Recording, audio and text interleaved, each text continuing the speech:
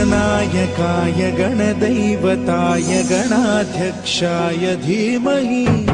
गुणशरीराय गुणमण्डिताय गुणेशानाय धीमहि गुणातीताय गुणाधीशाय गुणप्रविष्टाय धीमहि एकदन्ताय वक्रतुण्डाय गौरीतनयाय धीमहि गजेशानाय भालचन्द्राय श्रीगणेशाय धीमहि एकदन्ताय वक्रतुण्डाय गौरीतनयाय धीमहि गजेशानाय भालचन्द्राय श्रीगणेशाय धीमहि